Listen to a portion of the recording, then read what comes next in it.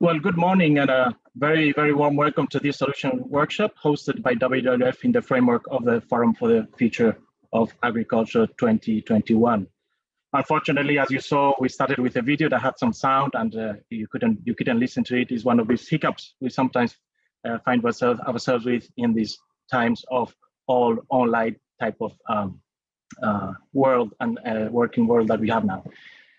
However, let's get on with the webinar. Let me tell you that today we would like to present to you two food and farming projects we have developed in Europe and that we are particularly fond of at WWF.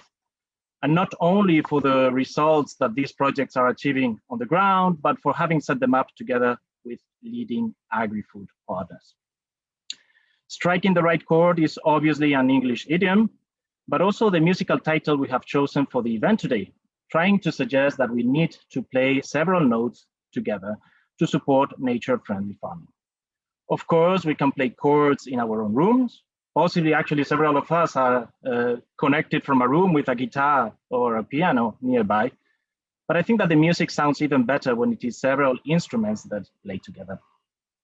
Each instrument in its own register, of course, with a different voice, but all playing the same tune and definitely in the same tonality. And this is what we have tried to do by working together with these partners. And once you listen to the music today, it will be definitely for you to judge whether you like the result. My name is Javier Ruiz, and I lead the food and farming work at the European Policy Office of WWF. I'm thrilled by the speakers that have joined us for the webinar, which I'm sure largely explains why we have over 400 registered participants today. And I will introduce each of the speakers as we go along. But before we start, let me use a couple of minutes to briefly remind you of the agenda and mention a few practicalities. The webinar will run for approximately 1.5 hours and is divided in two parts. The first one will cover the citrus project, in which oranges marketed in Germany are sourced from sustainable farms in southern Spain. And the second part will be devoted to the Dutch biodiversity monitor, where farm-level key performance indicators have been developed for farmers to be able to obtain rewards from the private and public sectors. Both halves of the webinar will follow roughly the same structure. We will have an initial 15-minute presentation by one of the key, let's call them musicians in the band that have developed the projects. And this will be followed by 2 short reactions and questions by our invited speakers. As attendees of a Zoom webinar, most of you will not be able to activate your microphone or camera today, but we encourage you to ask questions in writing using the Q&A functionality that you will find on your screens.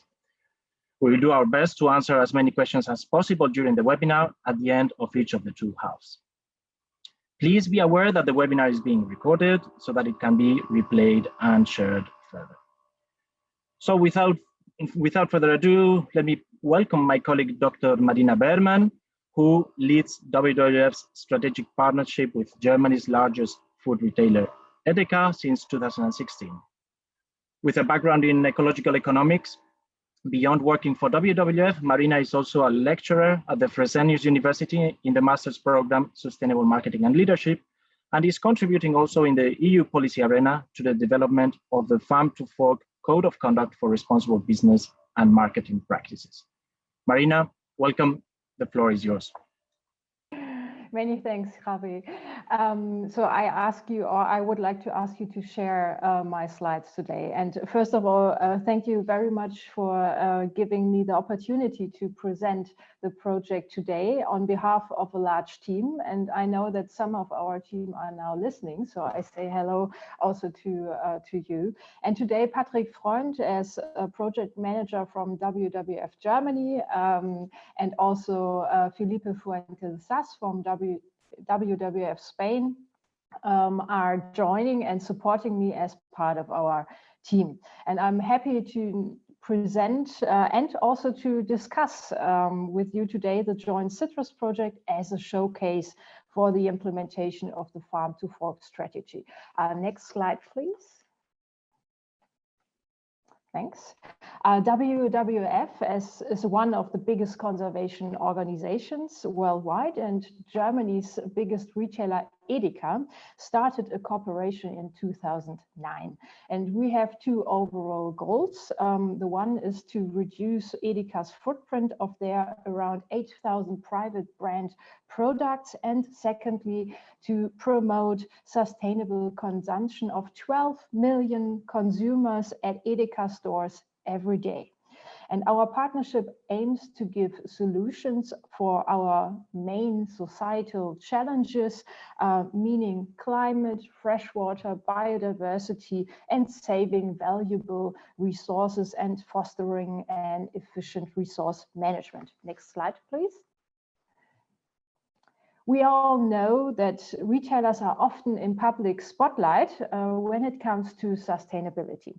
And from their perspective, it is very challenging to act with highest possible impact. And why is that? Edeka, for example, has around 25,000 private brand suppliers, and they source in more than 90 countries worldwide. So the question is where to start.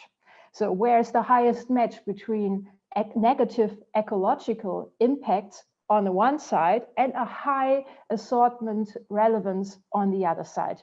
And where do we need to develop new concepts, and how can we prove that our concepts are actually bringing relevant improvements? Next slide, please.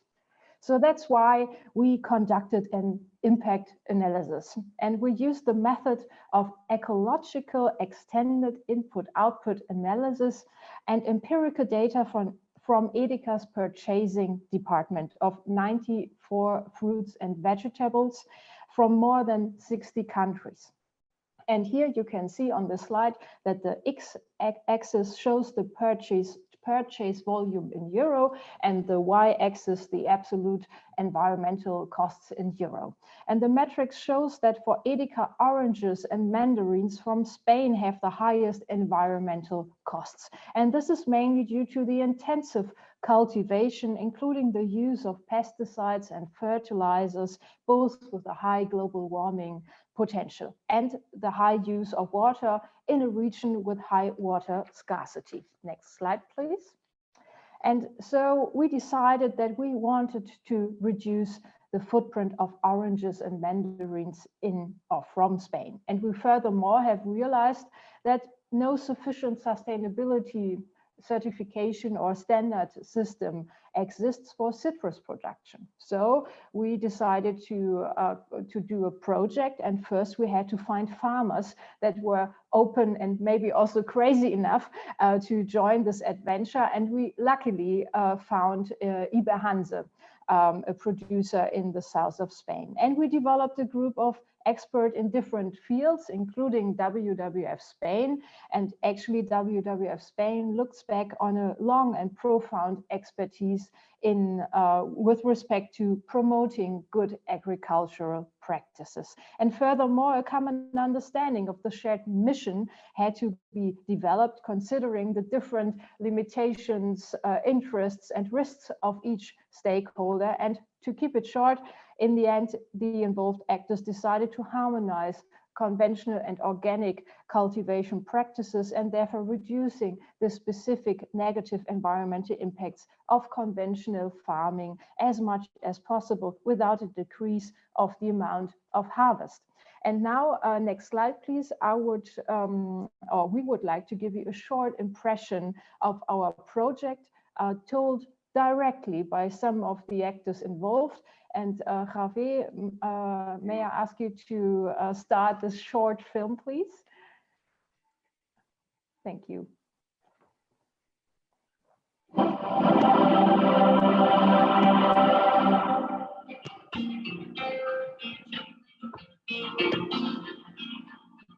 Pues uno de los requisitos imprescindibles del proyecto es que todas las fincas que participan de él cumplan la estricta legalidad en cuanto a uso del suelo y consumos dentro de la concesión de agua que tiene asignada por la Confederación. Una reducción del 8% del consumo de este agua en cada una de nuestras fincas.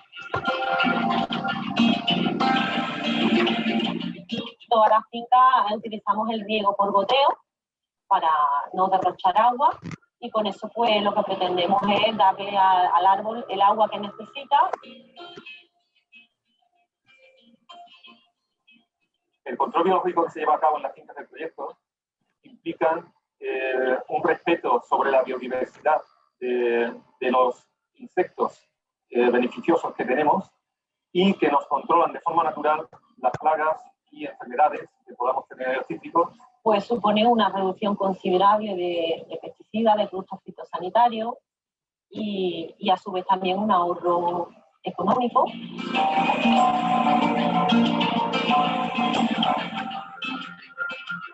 Con respecto a la biodiversidad, vemos que están apareciendo especies nuevas que antes habían desaparecido en nuestra finca. Uno de los aspectos novedosos de este proyecto es el aspecto de custodia de agua. Este es un enfoque nuevo que se introdujo mediante una norma llamada WS que se comenzó implantando en la primera finca del proyecto, que fue Iberes Farragal, que fue la primera finca certificada por esta norma en Europa. Y aparte, pues también conocer qué otros actores, qué otros usuarios del agua hay en las cuencas para saber con quién tenemos que actuar en conjunto para manejar y gestionar esos riesgos que se han identificado y que no pueden ser gestionados de manera individual, sino de manera colectiva.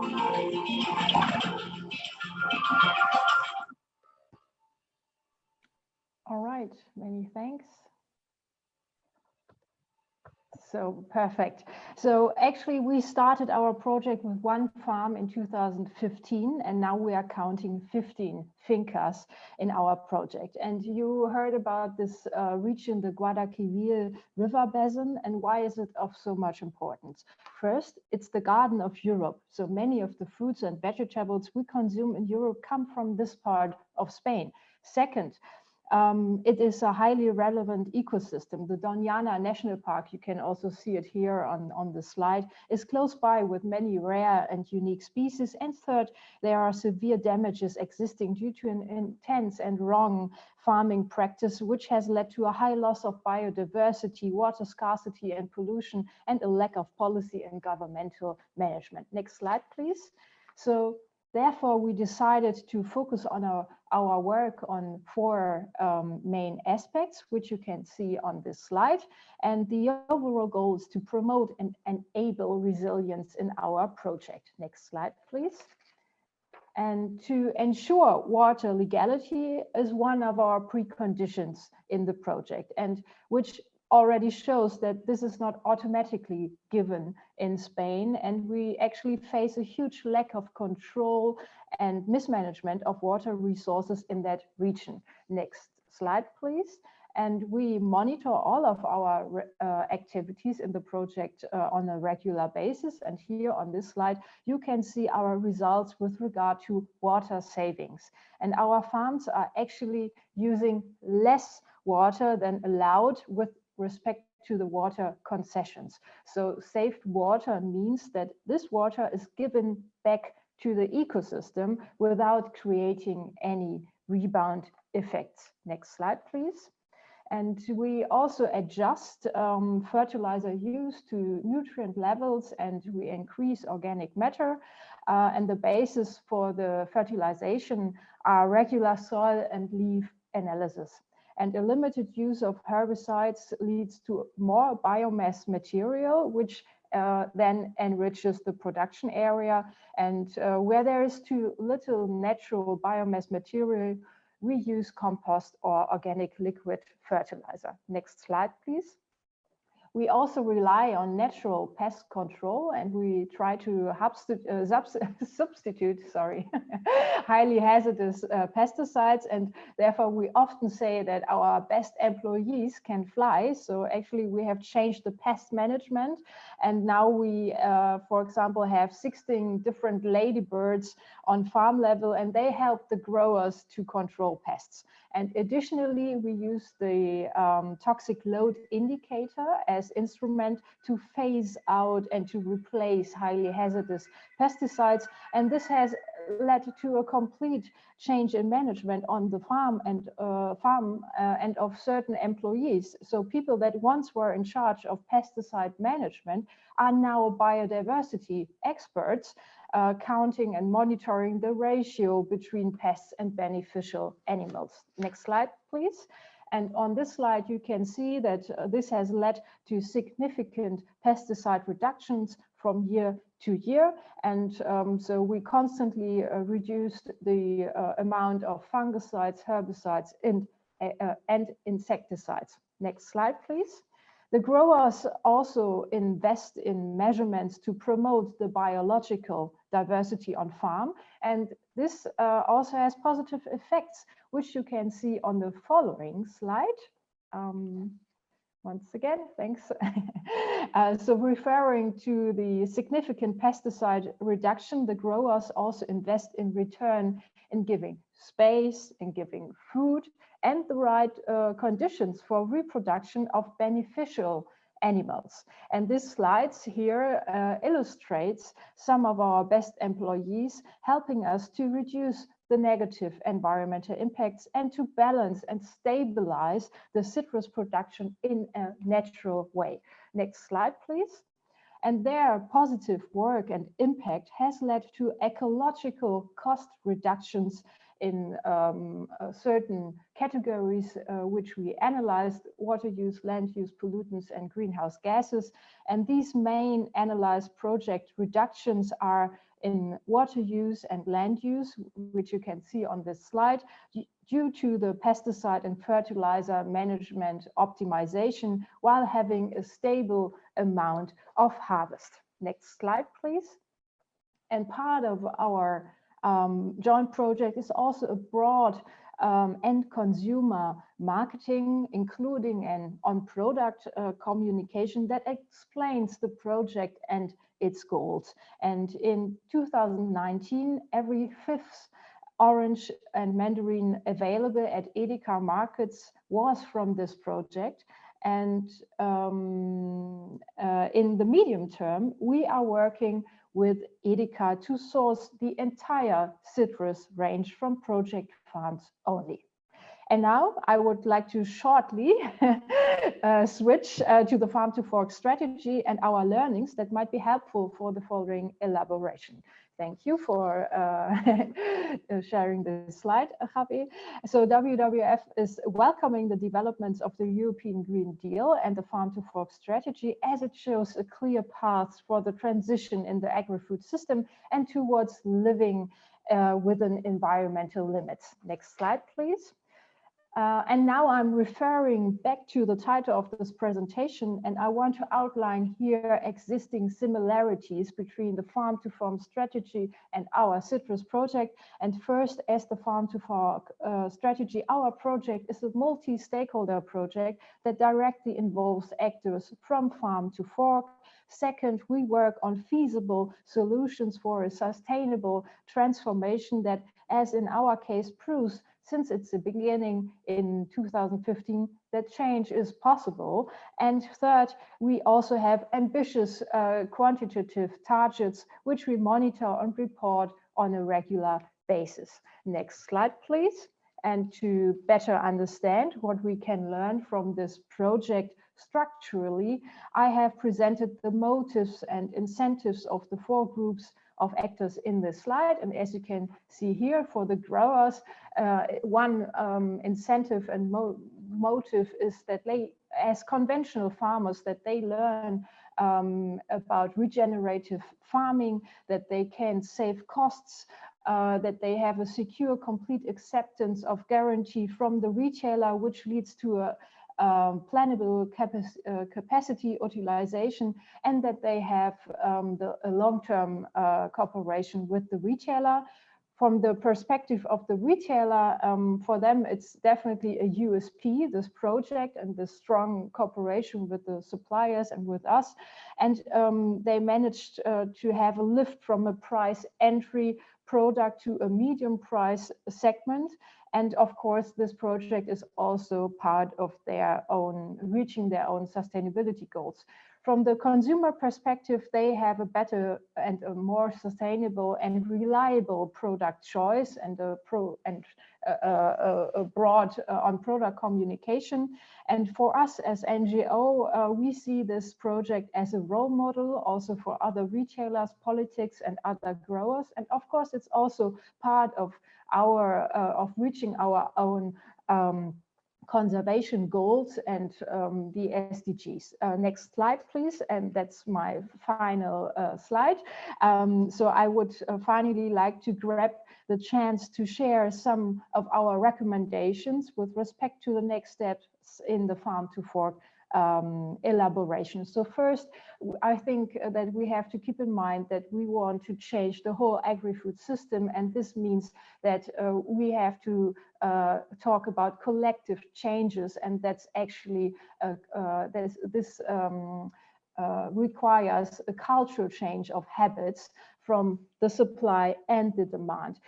We think that freshwater is not considered well enough so far in all documents that we've seen. So freshwater protection on field and in the river basin is something which we would like to highlight. We saw that in the documents, it's one aim or one target is to raise the overall or to enhance the overall resilience. And I think we have to keep in mind that if we want to do this, the overall resilience, that this would mean complete management or a paradigm shift from lean to resilient. Fourth, we think that we have to keep in mind that many changes that we want to support are often preconditional, and when we look at the at companies and the whole agri-food system in Europe, not so many retailers or brand companies or others already have a sustainable supply chain management, which is definitely a precondition probably. And we think that if this code of conduct as one part of the Farm to Fork strategy shall not end as paper tiger, it's important that the code of conduct is an inherent part of contracts and negotiations, and that we that one aim must be that the main retailers in each European country, that they and the brand companies, that they support these code of conduct, because otherwise it won't probably bring the relevant transformation. And my last point is that monitoring and reporting of defined targets are a helpful tool for transformation management. Okay, many thanks for listening and for helping me, Javi. Excellent. Thanks so much, Marina, for this comprehensive, very comprehensive presentation. I already see that there are some questions coming in through the question and answers tool. Please continue doing so. But before moving to that, I would just first like to hear from our two invited speakers today to react to this presentation, who are Jessica Sinclair Taylor and Umberto Delgado Rosa. So Jessica is head of policy and media at Feedback, which is an environmental campaign group that aims to regenerate nature by transforming the food system. And she leads feedback campaigns on food waste, sustainable diets, and land use, including corporate engagement, such as Feedback's food waste and less and better meat retailer rankings. Jessica, welcome, and the floor is yours. Thank you, Javier, and thank you, Marina, for that presentation. That was very interesting.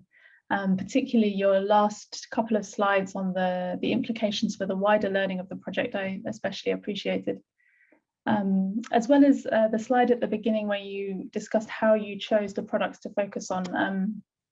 One of Feedback's goals is how do we deliver a food system that creates the maximum nutritional value and makes it available to people in a fair way for the minimum environmental impact. And I think we all have to have our sites very carefully trained on those highest areas of impact within the supply chain where we can. So, and I think another thing that was encouraging from the presentation is it's very good to see a project like this where you're seeing the more sustainable production systems that you're creating starting to displace the less sustainable types of productions, at least for Edeca's supply to its German consumers. And I think that there's some really strong indications for how that can start to incentivize other producers to follow in the same direction.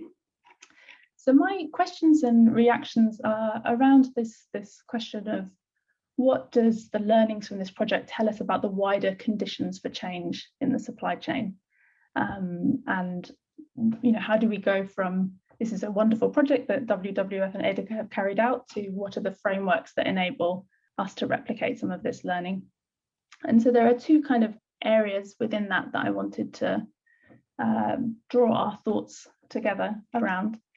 And the first is around the relationships, which you talked about a bit at the beginning in the kind of, and I can imagine that was an interesting process, the setup of the projects, getting the suppliers to talk to the buyers to start to bring together this more of a partnership model.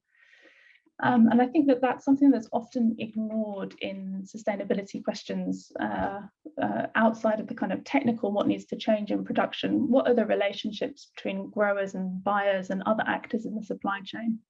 And how are they influenced by the market structure? I think everybody on this call may well be familiar with the hourglass shape of the supply chain in Europe, with a lot of thousands of producers at the bottom of the hourglass, a small number of buyers in the middle, and then reaching a lot of citizen shoppers at the top. And I think we always have to bear in mind the power dynamics that this kind of market structure creates. Clearly, you had some very good relationships between Edeka and their suppliers in Spain producing these oranges. But what I'd be interested in is how do we learn from how those relationships were created? And how did you address any potential power imbalances within the project and how they might derail some of the good outcomes that you were heading towards?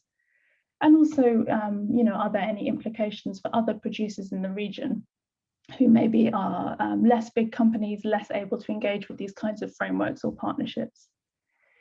So that's one thought.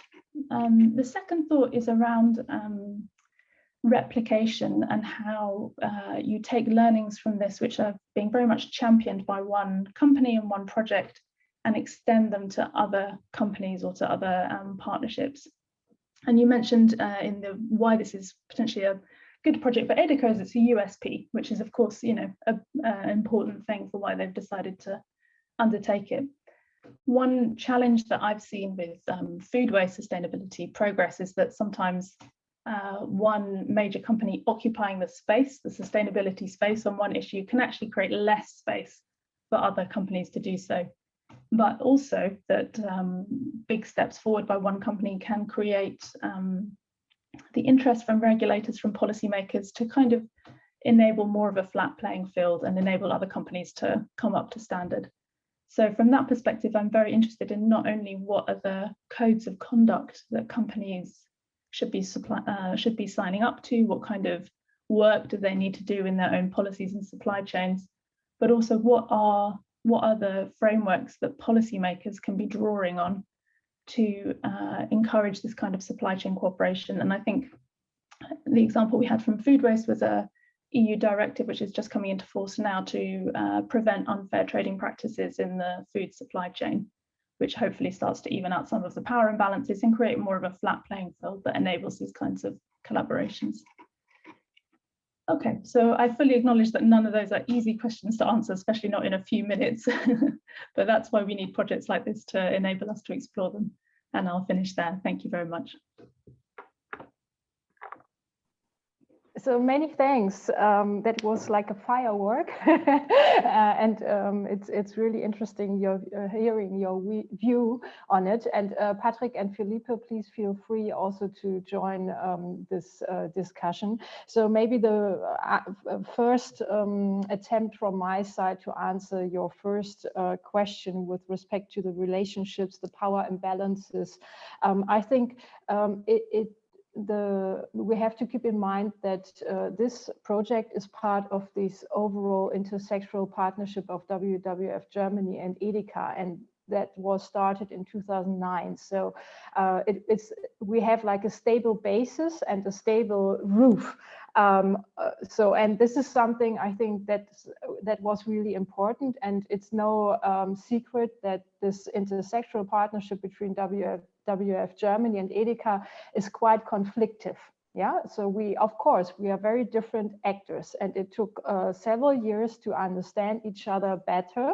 And still, of course, we are not always on the same page. And that's the idea behind this intense partnership, but still it's like a stable basis. And with respect to power imbalances and how we set up this project in general, I would say that one of the main success factors is that it's communication, so much communication. And I think Felipe and Patrick can explain that much better, that it's a very close and interconnected project. So everyone is talking to everyone, I would say. And it's a transdisciplinary group and project team, and we have lots of bigger meetings and smaller meetings, and sometimes it's like communication on a daily basis. And I think that's important, so that it's a constantly evolving and co-learning about the interests and the limitations of each stakeholder. And maybe Patrick, Felipe, would you like to add something? Yeah, I think it's a lot about capacity building, and meaning that we have to change like an existing system that farmers used to do their conventional production as they did it the last couple of decades. And now there comes the WWF in saying, okay, but we have to change something, and there come experts explaining them how to change the system. But what they have to, what the producers especially have to find is trust, and it's a lot about capacity building on field and about changing the system as it worked in the last time. Felipe, well, more or less is that, and also is the capacity building, and we have really a great group also of experts at field level that used to follow with the farming day by day, and also is a continuing training in the different issues of the project. So it's like a co-learning, and it's a co-learning training every day for all of us, also for the expert, also for us, and obviously for the farmer. No, but we need to know each other what happened. But it's so curious because it's a project that we are really proud of, that because really it's like we have an open-minded farmers. And really a sector in the agriculture sector in Spain, it's not easy to do that, but it's really with that type of farmer, we have really an open-minded, and they also have shown how the farmers are changing in so little time. So it's really a great the thing that we are learning together. Yeah, we are going to continue with responses and elaborating on the answers, but I would like to give the floor now to Umberto Delgado Rosa, who is Director for Natural Capital in DG Environment in the European Commission. Before his current position, Umberto was Director for Mainstreaming Adaptation and Low Carbon Technology in DG Climate Action, and he has also served as Secretary of State for the Environment of the Portuguese government. Umberto, thanks very much for being with us today. The floor is yours now. I can't start my video yet, but I hope you listen to me. So I'll wait the video to kick off. But yeah, perfect. We hear you very well, Umberto. Go ahead. Okay, I'll go ahead. So thanks a lot, Javier Marina, for this invitation, allowing me to comment on this project. And let me start by saying it's a really fine project, very much tuned not only to the Farm to Fork strategy, but also to its sister strategy, the EU Biodiversity Strategy to 2030. But before me getting into the comments that came to my mind while listening to you, just a bit of context, because you all are aware that this European Green Deal really resets the Commission's commitment to tackling together climate and environmental related challenges as a strategy also for innovation, for economic development, and for social fairness.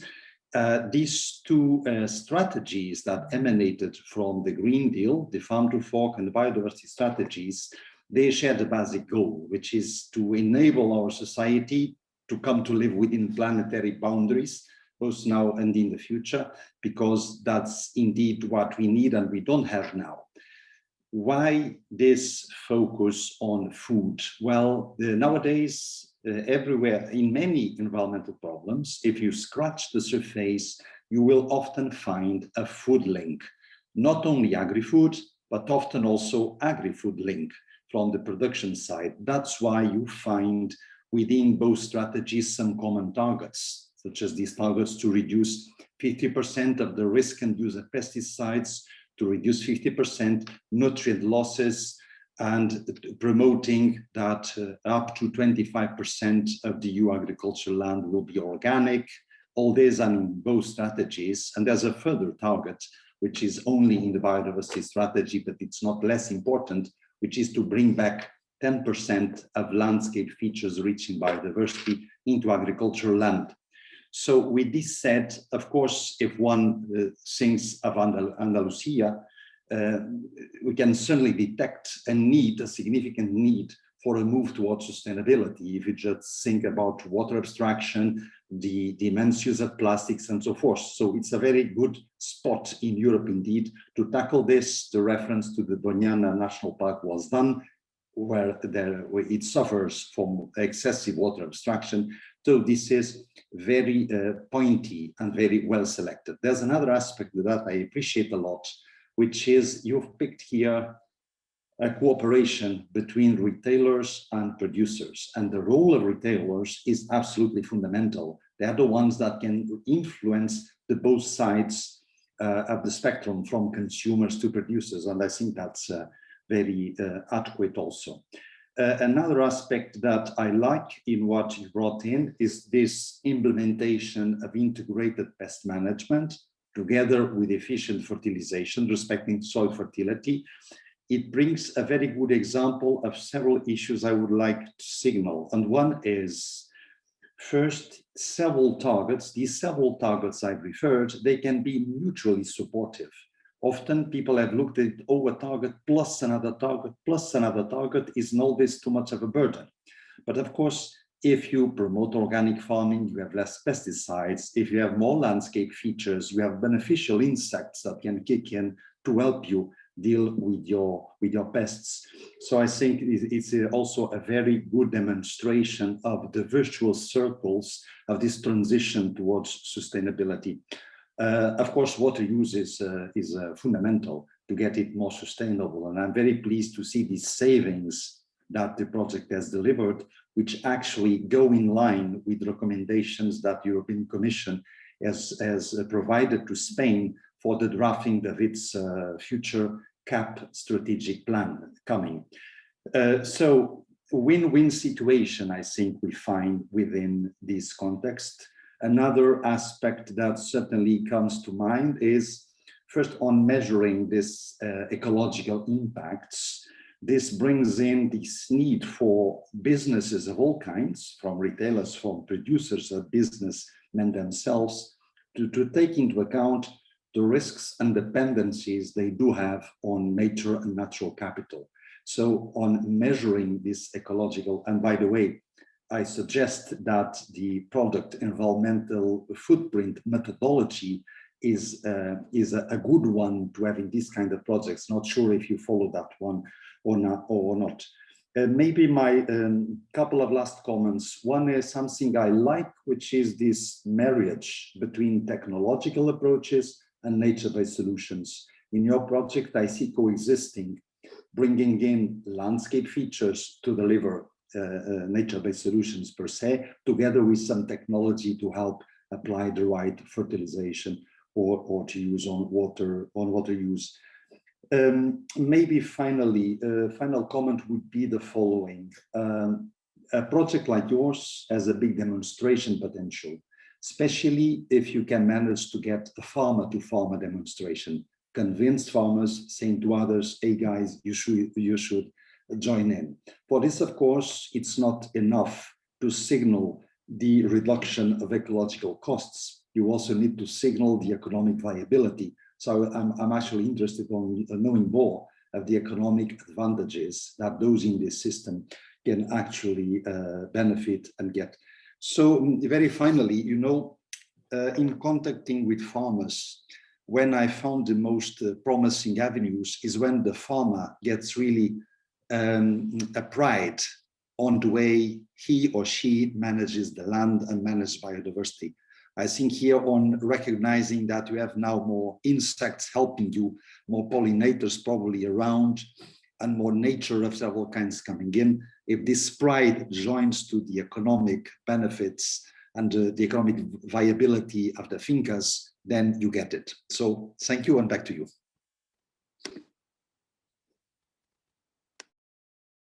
So many thanks. I wrote many things on my paper sheet. So maybe where do I start? And also Patrick and Filippo, of course, you're also welcome to join. You mentioned that it is helpful that we analyze the ecological reductions with the help of this method of ecologically extended input-output analysis. And this method is actually a combination between an economic input-output analysis and ecological footprinting. And using or integrating true costs, it helps us to have a uniform measurement in euro, for example, so that you can actually analyze different impact categories like water use, global warming potential, etc. And and you refer to this also saying and giving us the remark that it's also important. There you are. Also to assess the economical benefits, like having a case study on the business case of this project. And this is something we already discussed, and we definitely would like to do that, because this brings us even more argument or good arguments and shows the business case of this project. And as you said, I completely agree that the best ambassador are the farmers themselves.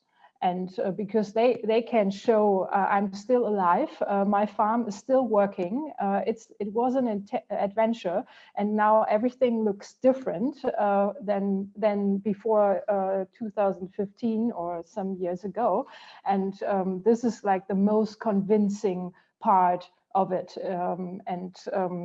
Therefore, your remark is very helpful, that we definitely should do such a business case case study.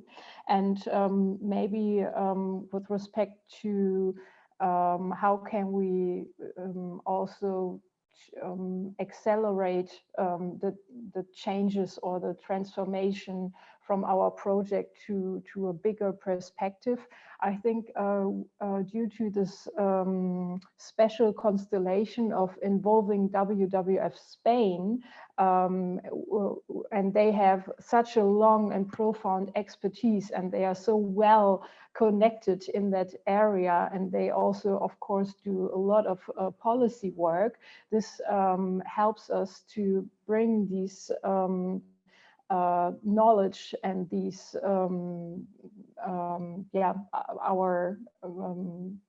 it's a knowledge to the policy or the local policy. And maybe Felipe, I'm not sure, I can't see you now, but maybe you would like to say something with respect to this point, because you are more familiar with your policy work than I am. Well, there are two important questions here. Well, regarding the question of the business case, and there is also a question in the chat regarding the yield. It's something important that with that type of project, at the end, we are working together with farmer and with the different experts, and they are really a high experience in the different topic of the project, experiencing on water or experiencing on pesticide or on biodiversity. So we're trying to put in the project, inside the project, some measures that are really feasible and easy to do at field level. So there is not a problem in the farmer that we are working in the project. There is no problem with yield. There is no problem with yield. And one of the important of the project also is also to in deep the business case, because it's important. But most of the farmers are really happy with the project, because it's a way also to ensure the sale of fruit to the German market, because most of the citrus farmers in the area every year need to really to make a big effort to try to sell the orange to the European market, because you know that there are other competencies with other countries, and there is not easy to do that. So most of the farmers in the surrounding area and an important orange company want to participate also in the project. And regarding the topic is that also it's important to establish it or to try to communicate to that type of project to the regional government, also to try to implement different measures inside the CAP. It's a way that we are working also in our political route map and in our water route map, because now we are like an important surface that we can demonstrate that it's possible to obtain benefit, to obtain yield with orange production, and without the use of using less water and uses less pesticides. So it's something that our next step to try to communicate inside the regional government. Thanks very much, Felipe, for that vision you have also from the ground, from the reality of the farms. Unfortunately, we need to move on because we are stepping a little bit on the time of the second half of the webinar. But I would really like to thank you, Marina, Jessica, and Umberto, for your input and reflections. One advantage of having been in the first half is that you have the time now to answer also questions that are in the Q&A boxes, that you can answer questions that have been coming in through the chat box. So by all means, keep doing so, but we need to move on. And now we're going to basically talk about the Dutch Biodiversity Monitor. As I mentioned earlier, it's one of these projects where we are using key farm performance indicators to obtain rewards from the private and public sectors. So to tell you more about this project, let me introduce to you another of, if we can call them so, another of our musicians in the band, which is Jane Nijboer, who is Food and Agri Project Manager at Rabobank Netherlands and is involved in several sustainability projects. Jane started his career at Rabobank almost 20 years ago and has actually a strong affinity with the agricultural sector, given that he himself grew up on a dairy farm. Jane, welcome. The floor is yours. Well, thank you very much. Hopefully, and it's an honor to be in this webinar, and it's an honor to work together with Worldwide Fund since several years. And we are very proud of what we just developed together with WWF and the dairy value chain in the Netherlands, because in the last comments, what Umberto told is measuring and targeting is really important to do and to develop. Many times it's already said that the biodiversity is declining, and it's going to be a certain problem also within the Netherlands. And that's one of the reasons that WWF and Rabobank and the dairy value chain put the strengths all together to just develop a biodiversity monitor. I'm working for Rabobank as a project manager, food and agri, and indeed I grew up on a dairy farm, so the practical feeling with the dairy farming is there. Rabobank is one of the largest food and agri banks in the Netherlands, and also is active in the regions in New Zealand, Australia, Brazil, US, and Chile. Also aiming at the same challenges if it is about biodiversity. And biodiversity is quite important also just to combining new business models and making new challenges for dairy farmers where we started with. Because we started with the dairy farming industry because that's one of the most largest land users from the Netherlands. Like I told, we work together with the dairy value chain, which is Friesland Campina, one of them as a member of the dairy value chain, one of the largest dairy processors in the Netherlands if it is about milk. and WWF, we found out that we have to do something about biodiversity, and they have more the move forward to just have a strengthen the biodiversity again. The principle of the biodiversity monitor is that we want to strengthen the biodiversity at the higher goal, but we need to have key performance indicators which can be influenced by the dairy farmers to make possible measures. And our challenge was to just define key performance indicators which can be influenced by dairy farmers, but also make use of the existing data. The dairy value chain already united in all the dairy processors created already a database which is necessary to just base their milk price on sustainability criteria. So there already is an obligation for dairy farmers in the Netherlands just to register their performance on sustainability. For biodiversity, we defined 6 key performance indicators which influence the biodiversity, and which can already also be a base for a business model. Because what we see is that the willingness of dairy farmers to improve their sustainability, if it's about biodiversity, it's there, but they want to be rewarded. And they want to have a more financial incentive to just strengthen the biodiversity. If it is about the important indicators of biodiversity in dairy, we have a set of key performance indicators which has an impact on the greenhouse gases, so the carbon footprint, the percentage of permanent grassland, which has a positive effect on the life in soil, and also the self-sufficiency on protein produced by own farm, because to be more or less independent of the soy imports from, like for example, from Brazil. Ammonia emission, specifically for the Netherlands, is a big issue. Also has an effect on the life of the biodiversity. The nitrogen soil surplus, which has an effect on the soil quality, is an important indicator for the life in the soil also. Herefore, we also have a specific project, which is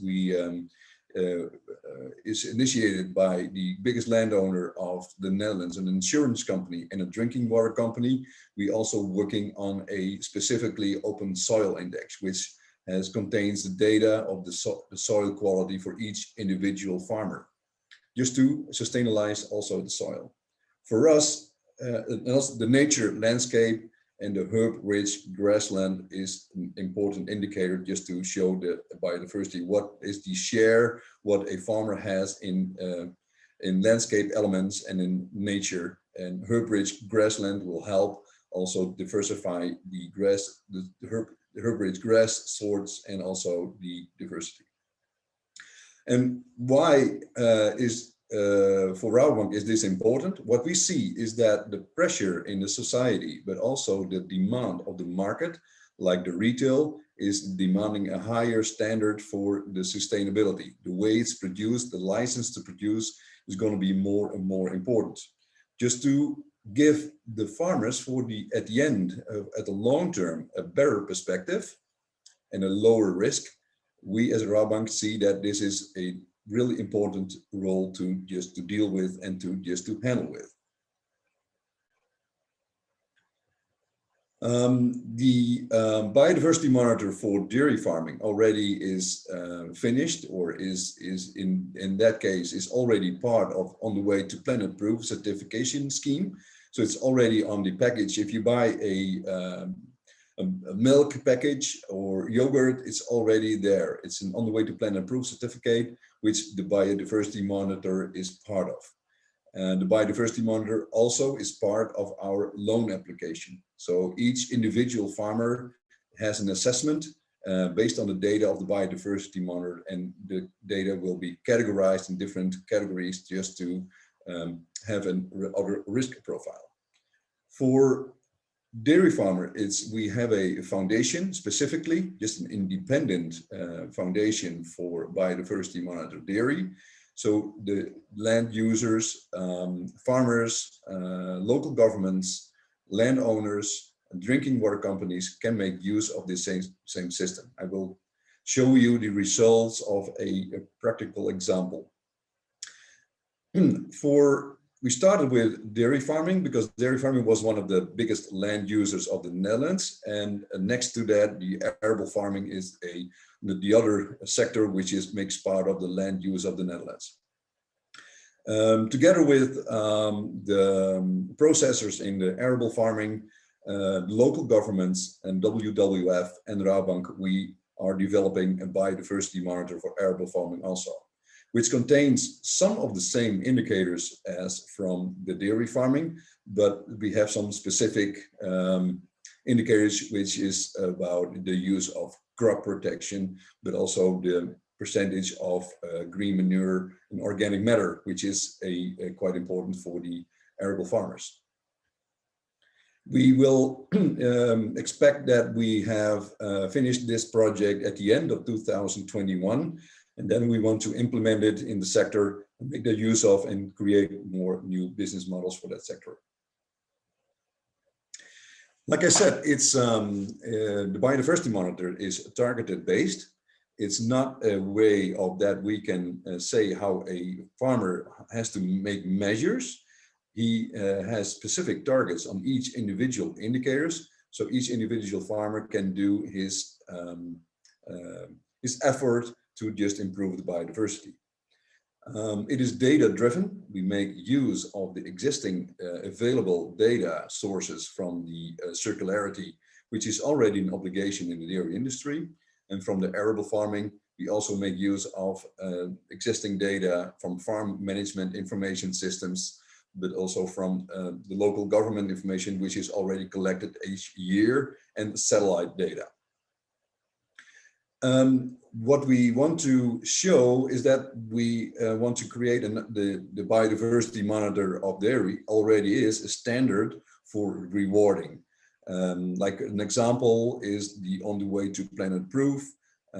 We make it part of our loan application, and the farmers, from a farmer perspective, he wants to be rewarded on the same base, and that's why that the biodiversity monitor in the dairy is successful. So what we want to achieve is that we want to have a multiple reward with the same instrument. So the landowners make use of the same standard, the bank makes use of the same standard, drinking water companies or local governments make use of the same standard. We don't have a discussion about which key performance indicator is improving the sustainability, or and whenever another company makes use of another indicator. So that is confusing for each individual farmer. So he wants to know what can he do and what is his performance based on this indicator.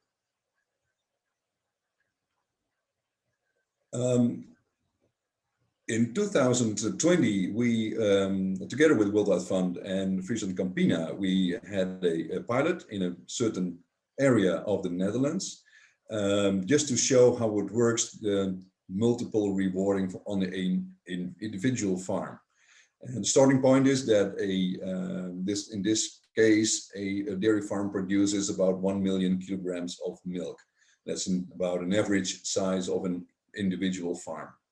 From the Rabobank, we can give, based on the key performance indicators of the biodiversity monitor, we can give them a discount on the interest rate of a maximum of 0.5% of interest, maximized on a 1 million loan of each individual farmer. So that will end up, if he just makes it,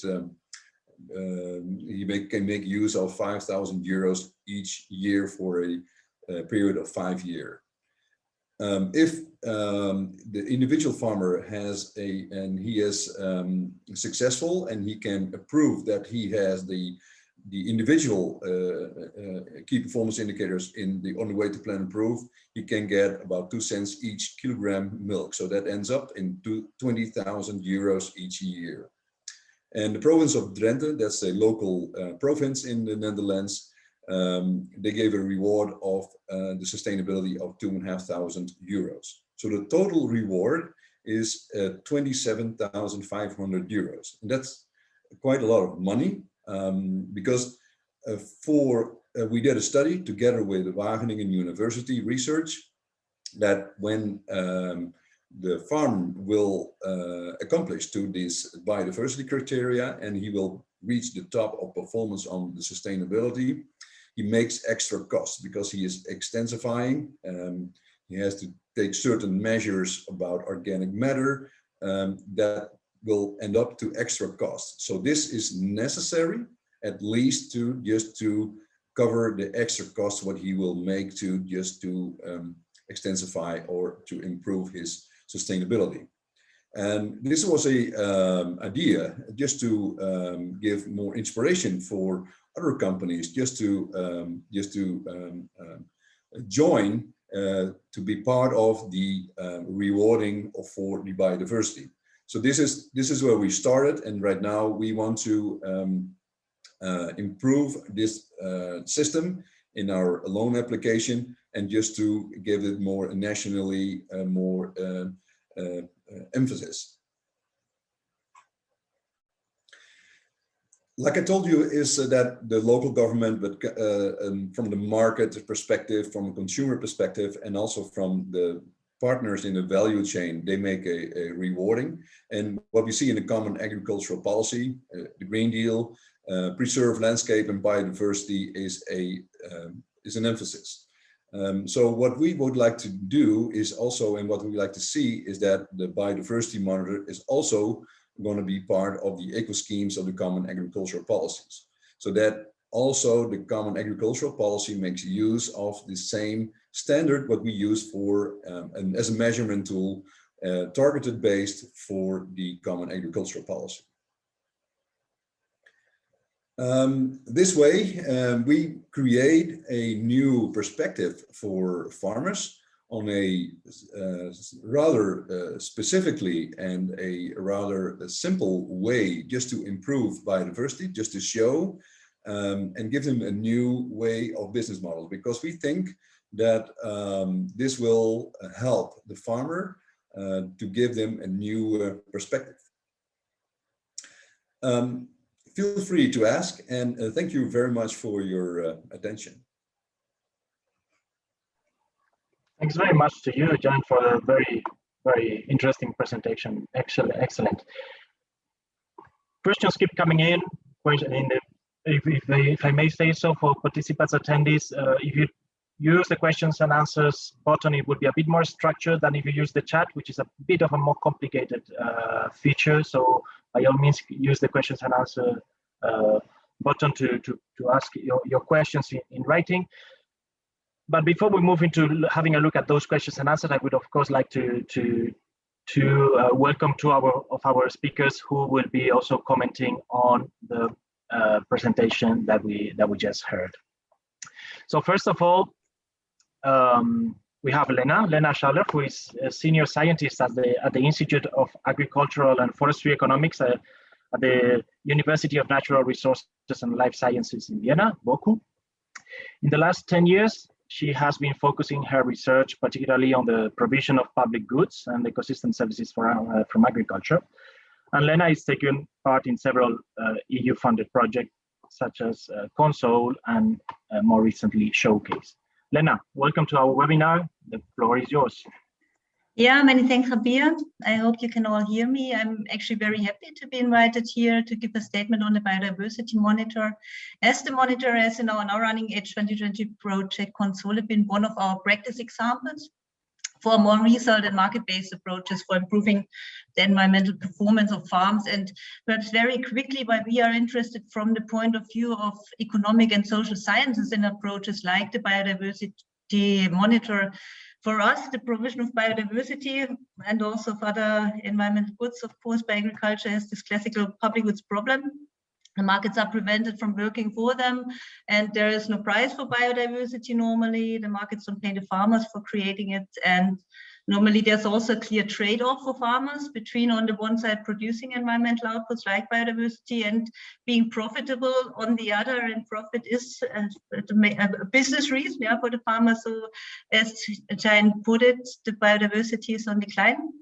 And the common approaches, the aggregate environmental schemes to support biodiversity somehow are increasingly discussed. The environmental outcomes are not measured, and the schemes often reach only farms which are with the management are already very close to fulfilling the target set by the program. So no real additionality is reached. And for those farms, like here, this case of intensive dairy farms, that would be most important as they are far away from reaching such environmental targets.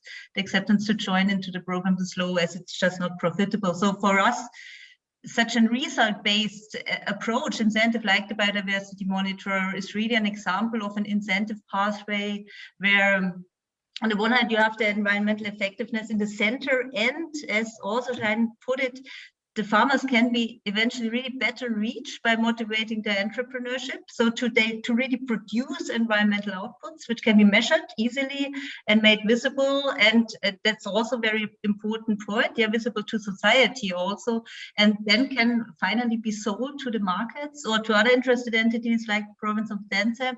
And so for us, this is a very interesting incentive. So, and what we want to learn, or what we also learned when we now look deeper into the biodiversity monitor, is for sure those questions on acceptance and effectiveness, acceptance on the farms, yeah, because to join into a solution like the biodiversity monitor, where the farmers really, where only the results are actually accounted for, and the farmers have to find their own way to how to reach these results.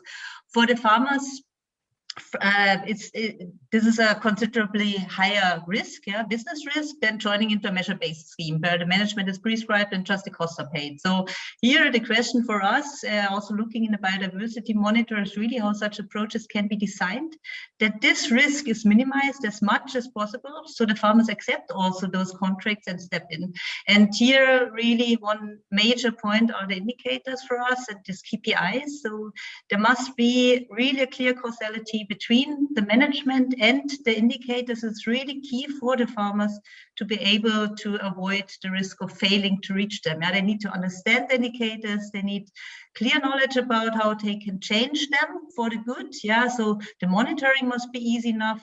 And I think this is something really well solved for the KPIs in the biodiversity monitor, and also using existing data with somehow, yeah, monitoring them and making that not too costly to really record each result. This is really a very good solution. And in general, a very good way to reach this indicator design is the sound process of co-design together with research, with farmers. And if something like that should become public schemes, even with the monitoring authorities, perhaps, so the indicators are also really working for monitoring. As regards effectiveness, also here, we see that the indicators are key. So the indicators must be really related with the targeted environmental outcomes, yeah, which is often not so clear as it might seem from the outside. So particularly as regards biodiversity, we saw those 7 key performance indicators now in the biodiversity monitor, but still on biodiversity research is going on and doing its work, which are really definite agricultural measures, really improving biodiversity. What are the causalities between management and biodiversity, and eventually even the benefits from biodiversity for farms, so they can really create a win-win situation out of producing them. And here, I think the mix of KPIs and the biodiversity monitor and the interdisciplinary development also for us was really interesting to see. But we also really think there's still a lot of interdisciplinary research on biodiversity indicators needed, and also going on now, like in huge European projects like Showcase, for example. Sorry. Perhaps some additional thoughts, not only on the biodiversity, but from our research, it becomes quite clear that research-based solutions don't fit in all context situation. I think here in the Netherlands, it works fine because the farmers are very well educated.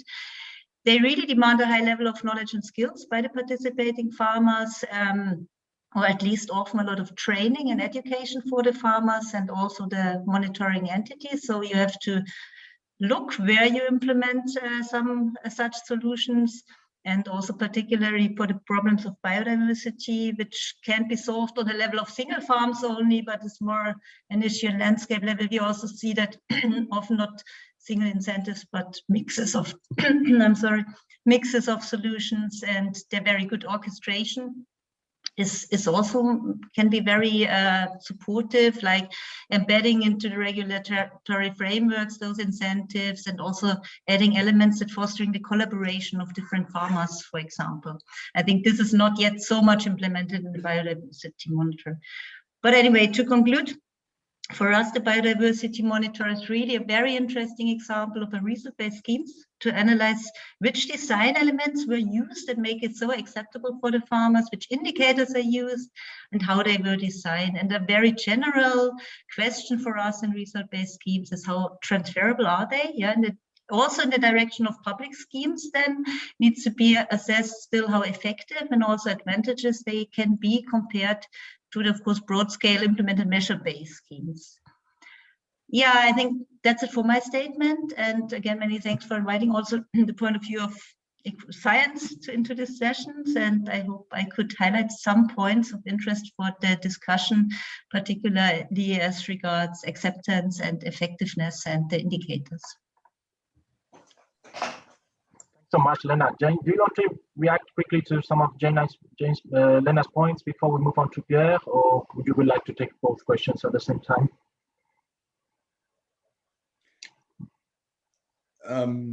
Well, what I'd like to say is we right now within Rabobank we have the luxury position that we can relate also the sustainability performances, relate them to the financial performance. First results already show that farmers and companies who have a higher sustainability performance also have a lower risk profile, and so that will help. Yeah, and let's put it that way. Yeah. Good. Let's continue then the conversation, and when we'll hear now from Pierre Basco, who is Director for Sustainability and Income Support at DG Agriculture and Rural Development in the European Commission. An agricultural engineer with a PhD in agricultural economics, Pierre was between 2010 and 2014 the head of unit responsible for agricultural policy analysis and perspectives. Pierre, thanks very much for being with us today. The floor is yours. Thank you, Javier, and good morning to everybody. First of all, I would like to thank you for giving me the opportunity to intervene, I think, in this very interesting initiative on the Dutch biodiversity monitor.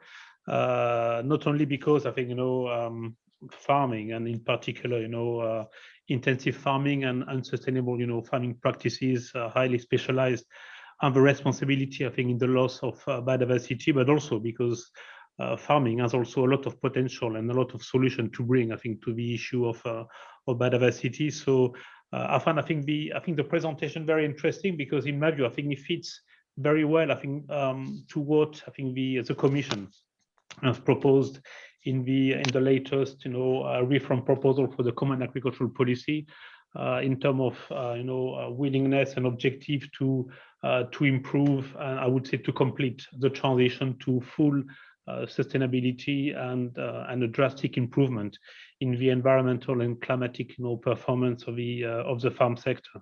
And what I would like to emphasize is to what extent I think what is being proposed, I think what has been presented to us, I think this morning, fits very well, I think with the key features, I think, of our proposal. The first element, I think, that we have proposed is, in order to ensure the sustainability of the farm sector, is to introduce, I think, a much broader and a more holistic approach, I think, covering, I think, the whole food chain. Because if we want to improve the sustainability of the farm sector, we need to have efforts and a change taking place not only at the primary level, but also along, I think, the whole food chain, wherever we talk about upstream industry, and here we talk about Rabobank, but also I think the downstream sector, I think the processing sector, consumers, etc.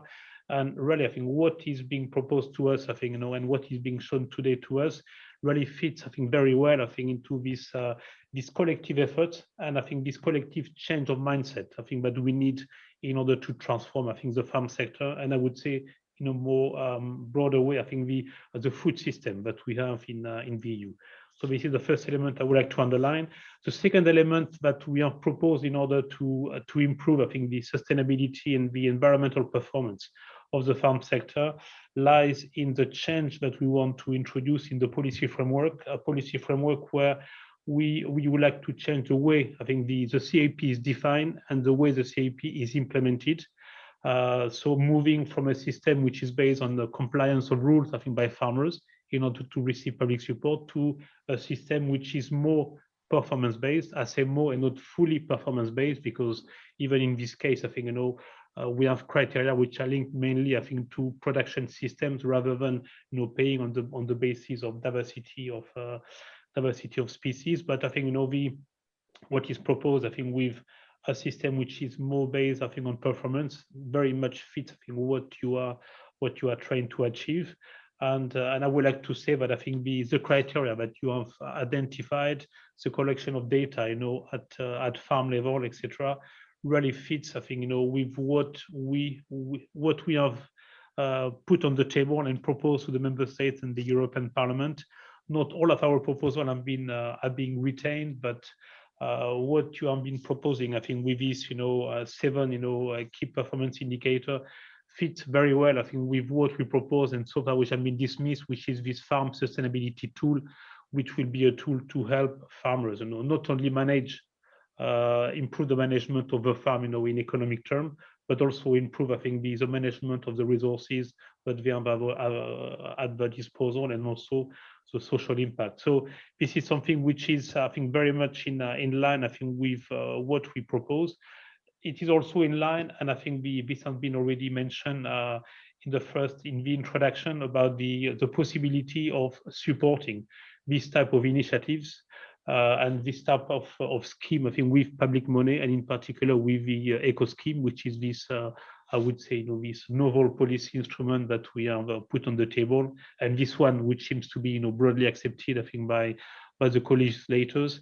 And this Eco scheme, I think, is in our view, would fit very much, I think, with this result-based, I think, scheme that you are proposing, provided, and I would like to underline that, in particular in the Dutch context, provided that, I think, what we would finance, I think, through this Eco scheme goes beyond, I think, these minimum standards and production methods what we are requiring from farmers under what we call the conditionality, the current cross compliance, etc. This is important for us. But what you've been proposing, I think, is very much, I think, in line, I think, with what we want to achieve, supporting farmers for this transition to sustainable practices on the basis of information regarding, I think, the change of practice and the performance. This is fundamental. And the third element that I would like to underline, which again showed that I think what you're proposing is really fitting very well, and thank you, Javier, I think, for inviting me today.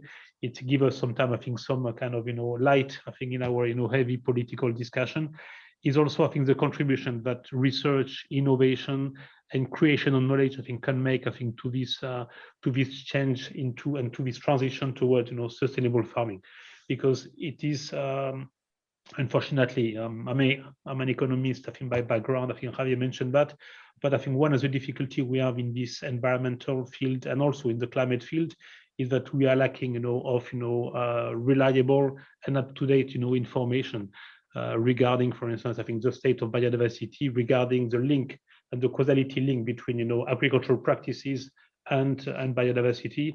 And what you are proposing here today is closing, I think, some of the gap, not all the gaps, because once again, I think your key performance indicators relate very much, I think, to production systems. It doesn't go, I think, the whole way, I think, to measuring, I think, the biodiversity, if I understand it correctly, and the diversity of species, I think, identified, I think, on the farm. But it does, address, I think, some of the gaps that can help really. First, understanding the issue of biodiversity loss. Second, understanding the link between this biodiversity loss and agricultural practice. And third, I think, can really help farmers, I think, to adapt, I think, their practices in order, to be more, economically profitable, and also more environmentally and climately, much more performant. And this will enable them, I think, farmers, I think, to address, societal needs, because at the end of the day, I think this is what I think we want to do. So yeah, I think a big thank you. And I was asked, I think, to raise, I think, some questions. Maybe I would like, I've identified 2 or 3 questions which are related to the, I would say, to the potential, I think, of this experience is, but this was raised already, I think, in the first intervention by Lena, concerning the ability to increase, I think, the uptake, I think, of such schemes, not only in the region in which you have developed it, but, in other parts, I think, of the Netherlands, but also, I think, in other parts of the EU. The second element is that we look now at biodiversity is one of the key criteria, and biodiversity loss is one of the key challenges of our time. But we would be interested, I think, to go into also, I think, in terms of looking at greenhouse gas emission, soil quality, water quality, etc. So to develop the scope of this environmental dimension, so that we have a KPI which is really reflecting, I think, the whole natural resources scope. A question also regarding, I think, the capacity to value these efforts to the consumers, because I've looked very carefully at your notes and I've studied it, with great interest. But I'd be interested to see, to what extent we can better, value, I think, the efforts of farmers and the food chain towards the consumers, because at the end of the day, they will decide whether what we do, I think, is a success or failure. Because we can ask, I think, a lot from farmers. If consumers don't get in and don't buy in, it will be a lost attempt. And maybe, I think, a question on the control. You talk about certification bodies, certifying, I think, the methods, what is recorded, etc. by farmers. I'd be interested to see, to what extent, I think, we can, have a kind of a certification of the certification body, by public authorities, so that we ensure that the public money goes to, I think, the right efforts and meet, I think, what is really expected from farmers. But I will stop there. We are running out of time. But thanks a lot. I really enjoyed it. Honestly, it was a pleasure. Thanks. Yeah. A few comments would like to give. I agree that it all starts with the whole food system, and the farmers are part of that. But also that a change at the point of view of the consumers at the market is also necessary. Also within the retail organizations, also the change is necessary from the local governments, but also from banking industries. And what you see is from the central banks that the point of view about biodiversity, banks are part of the system, is going to be changed. And that change also is necessary at society, consumers, government. We are all part of the system. And that is what the farmers faces at this time. Biodiversity monitor is it helps a lot with management tooling, because each indicators has a positive effect on the biodiversity, so that influences it. But the fact is that to gain more money from out of the market, like we've seen on the products on the way to Planet Pro certificate, consumers are not always willing and prepared to pay the extra price, or they don't know what the effects is. So we need to explain to the community, to the society, what the effects are. The question about the certification, about the quality of the data, we make use of the data which is used by the dairy processors. The milk price is based on the data which is qualified, and we make use of samples. So of course, not each individual farmer is certified by a local authority, but they take a sample of individual farmers, and a independent organization certificates an individual farmer. And there must be a reliable statistics underneath that. And we make, as a bank, we make use of the same data. Data from which is used in the circularity database for dairy industry, 90% of the data is coming from other companies, which is digitally organized. Only 10% of the data which is in the circularity database is given by the individual farmer. So that makes it more qualified and reliable information. But of course, this is a work in progress. Thanks very much, Jane. There's a number of questions coming in through the Q&A button. Maybe you will have still a couple of minutes maybe to try and answer them. But one of them, maybe if I can just ask it to you directly. I mean, why does Rabobank engage? Why does Rabobank, what is the role and what is the business story behind Rabobank engaging in such a project? Maybe with a comment on that, we can close this sure. second part. For us, we see that there are farmers, because we have as